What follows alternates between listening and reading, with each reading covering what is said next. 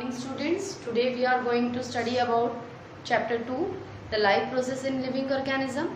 In that chapter we are going to study about ATP in short and aerobic and anaerobic respiration in detail. What is ATP? It is the energy currency. Full form of ATP is adenosine triphosphate. Triphosphate means 3 phosphate molecules. Okay, and it is formed from nitrogenous compound, that is adenine, then pentose sugar, that is ribose, and third one is 3 phosphate molecules. These 3 phosphate molecules are connected each other by a specific bond called as phosphate bond, and when this bond breaks, the energy releases. That means energy is stored in that bonds. Okay, so ATP is the energy currency, and the energy stored in ATP which is transferred to all cells for the general processes of body. Then structure of ATP is given in your book, page number 14. Here you can see this: adenine, then ribose sugar, and this is phosphate groups. 3 phosphate groups are given here.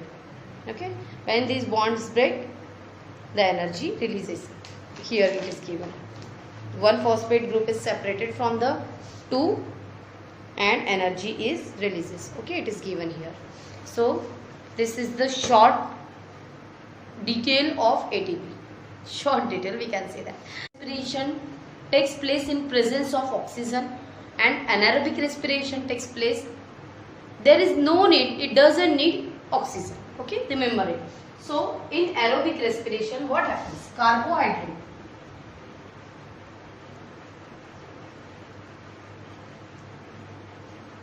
From carbohydrate we get energy. So it is glucose is the form of type of carbohydrate. Glycolysis takes place.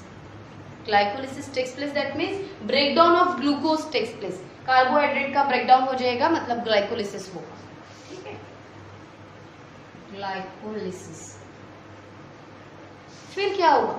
तो in the process of glycolysis, during that process pyruvic acid releases. This pyruvic acid converted into acetyl coenzyme A. This pyruvic acid converted into acetyl coenzyme A. This acetyl coenzyme A enters in the mitochondria. That means this process takes place in cytoplasm. This process takes place in cytoplasm, and now this acetyl coenzyme A enters in the mitochondria. Krebs cycle, that means continuous chain reaction takes place in mitochondria, and energy releases with CO2, H2O, energy molecules. Okay, first is carbohydrate. मैं एक बार हिंदी में explain करा देती हूँ कि पहले जो carbohydrate है जिसमें ग्लूकोज होता है, उस ग्लूकोज का क्या होगा? ग्लाइकोलिसिस होगा, ब्रेकडाउन हो जाएगा. यहाँ ब्रेकडाउन लिखती हूँ ताकि ध्यान में रहेगा.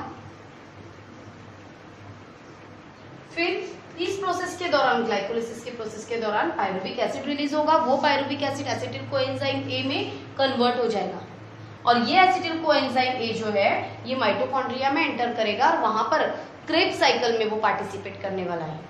और जिसमें एसिटिल पार्ट, इतना ही पार्ट का ऑक्सीडेशन होगा, ये हमने पढ़ा हुआ है. और इसके बाद वहां पर CO2 और H2O और उसी के साथ साथ एनर्जी रिलीज होगी.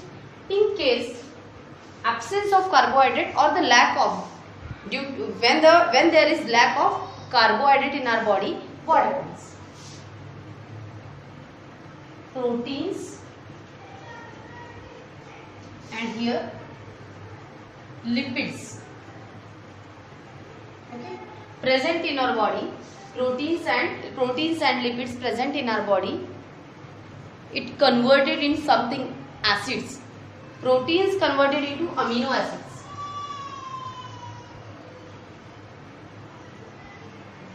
and lipids converted into fatty acid.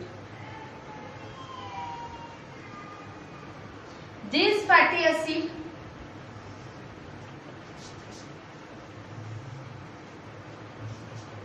is converted into acetyl coenzyme A, and this amino acid also converted into acetyl coenzyme A, and the further process is same. Then this acetyl coenzyme A will take part in Krebs cycle, and after that the energy releases. So this is the overall aerobic respiration.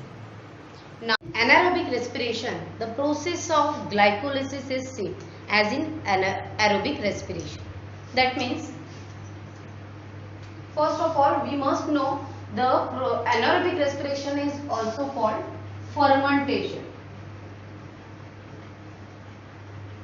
Okay, इस process को fermentation इस नाम से भी हम जानते हैं.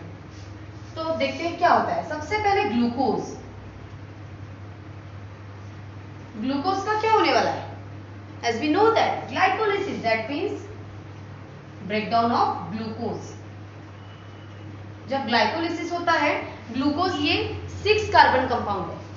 This is 6 carbon compound. इसका फॉर्मूला क्या होता है? C6H12O6. ठीक है.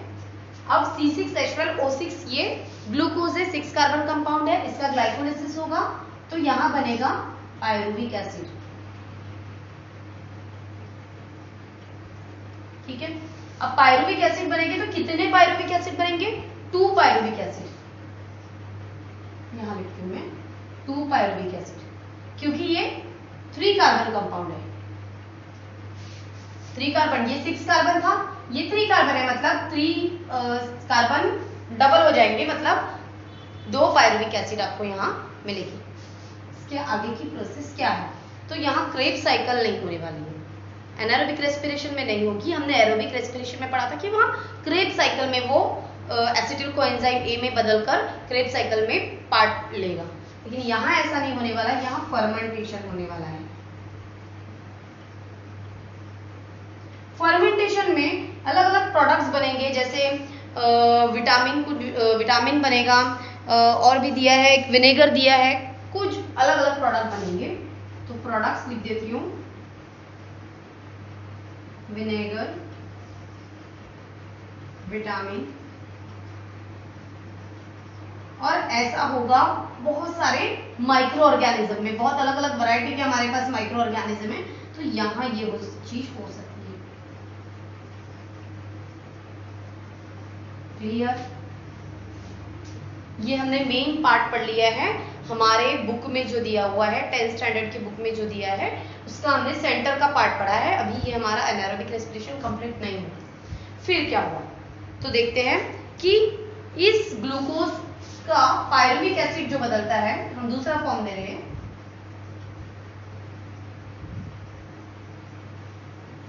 यहाँ पायरुविक एसिड में कन्वर्शन हो रहा है, तो फर्मेंटेशन हो रहा है. फिर अलग अलग प्रोडक्ट्स बन रहे हैं कि अलग अलग माइक्रो ऑर्गेनिज्म में ये प्रोसेस होगी. और कुछ में कैसे प्रोसेस होगी? तो ग्लूकोज का पायरुविक एसिड में कन्वर्शन हो जाएगा, है ना, रिलीज हो जाएगा. कन्वर्शन नहीं बोलेंगे. तो ग्लूकोज रिलीजेस पायरुविक एसिड. उसके बाद क्या होगा? इस पायरुविक एसिड का फर्मेंटेशन होगा. Same process. यहाँ पर भी पायरुविक एसिड होगा. मैं यहाँ 2 बार क्यों लिख रही हूँ? क्योंकि हम अलग अलग ऑर्गेनिज्म, लिविंग ऑर्गेनिज्म में किस तरीके से एनारोबिक रेस्पिरेशन होता है वो देख रहे हैं. कुछ ऑर्गेनिज्म में इस तरीके से होगा, कुछ ऑर्गेनिज्म में इस तरीके से होगा, कुछ ऑर्गेनिज्म में इस तरीके से होगा. इसलिए हम 3 तरीके से देख रहे हैं. Pyruvic acid, then fermentation. यहाँ पर भी सेम होगा, pyruvic acid and then fermentation. इसका फर्मेंटेशन होगा. ठीक है. अगर हम यीस्ट की बात करें, यीस्ट पता होगा आपको, सुना होगा आपने इसके पहले. यीस्ट की अगर बात करते हैं तो ये अल्कोहल में बदल जाएगा. फर्मेंटेशन से अल्कोहल रिलीज होगा, हम ऐसा कहेंगे. ठीक है. और यहाँ पर जो फर्मेंटेशन हो रहा है, यहाँ पर ये किसके बारे में बात कर रहे हैं? ये हम यीस्ट के बारे में बात कर रहे हैं. और ये हम किसके बारे में बात कर रहे हैं? तो हम यूकैरियोट्स के बारे में बात कर रहे हैं. ये प्रोकैरियोट्स के बारे में है, तो ये यूकैरियोट के बारे में है. फर्मेंटेशन होगा तो लैक्टिक एसिड फॉर्म होगा. ओके, लैक्टिक एसिड फॉर्म होगा. इसके आगे कौन सी प्रोसेस होगी? ठीक है. तो ये सारी प्रोसेस, यहाँ पर अल्कोहल होगा, इथिल अल्कोहल फॉर्म होगा और प्लस 2 ATP मॉलिक्यूल्स बनेंगे। यहाँ पर लैक्टिक एसिड फॉर्म होगा और प्लस 2 ATP मॉलिक्यूल्स फॉर्म होंगे, एनर्जी प्रोड्यूस हो जाएगी। क्योंकि हमारी बुक में एनर्जी कब प्रोड्यूस होती है वो नहीं दिया है, तो आप ये क्वेश्चन करेंगे टीचर एनर्जी तो हमको दिखी नहीं, इसलिए मैंने लिख दिया है 2 एनर्जी। ये कौन से केस में होगा? आपकी बुक में लिखा होगा इरेथ्रोसाइट्स और एक लिखा होगा मसल सेल। ये जब लैक्टिक एसिड हमारी बॉडी में एक्यूमुलेट होता है तो हमें पेन फील होता है, बहुत थकावट सी फील होती है। जिस समय पे आपको बहुत ऐसा थकावट फील हो रही है तो आपको समझ आना है कि मुझे मेरी बॉडी में ऑक्सीजन की कमी पड़ रही है और मेरी बॉडी में लैक्टिक एसिड का एक्यूमुलेशन हो चुका है ना, इस वजह से। और हार्ट पेन भी होता है हमारे बहुत बार, तो वो भी इसकी वजह से हो सकता है। ये है इस तरीके का एनारोबिक रेस्पिरेशन हमारे मसल सेल में हो सकता है, रेड ब्लड सेल्स में भी हो सकता है, आरबीसीज में हो सकता है। और ये अल्कोहल और 2 ATP जो फॉर्मेशन हो रहा है ये यीस्ट में होगा। यहाँ पर आपको ध्यान में रखना है इथिल अल्कोहल फॉर्म होगा। पायरुविक एसिड ये 2 कार्बन 3 कार्बन कंपाउंड है, ये आपको ध्यान में रखना है। ग्लूकोज ये 6 कार्बन कंपाउंड है, इस चीज को आपको ध्यान में रखना है। और एक और बात है कि एनारोबिक रेस्पिरेशन में जो एनर्जी प्रोड्यूस होती है वो बहुत ही कम होती है। हम जो एरोबिक रेस्पिरेशन हम रेगुलर करते हैं, रेगुलर वर्क के लिए करते हैं, उसमें बहुत ज़्यादा एटीपी फॉर्मेशन होता है। 38 मॉलिक्यूल्स एटीपी फॉर्म होते हैं टोटल पूरी प्रोसेस के बाद। पर यहाँ पर क्या है, क्रेब्स साइकिल नहीं होता है, फर्मेंटेशन की प्रोसेस से एनर्जी फॉर्मेशन होता है, आगे एनर्जी फॉर्मेशन होगा तो वो बहुत कम होगा। इस चीज को आपको ध्यान में रखना है। तो ये हुआ हमारा एनारोबिक रेस्पिरेशन। मुझे लगता है कि आपको समझ में आया होगा, फिर भी आप कमेंट्स करो। मैं इसका ये थोड़ा डिटेल नहीं है, ये हमारी बुक में 10th स्टैंडर्ड की स्टेट बोर्ड की बुक में जो दिया है उसी को एक्सप्लेन करके दिया है मैंने, पर इसका डिटेल वीडियो मैं आपको नेक्स्ट टाइम सेंड करूँगी। Thank you.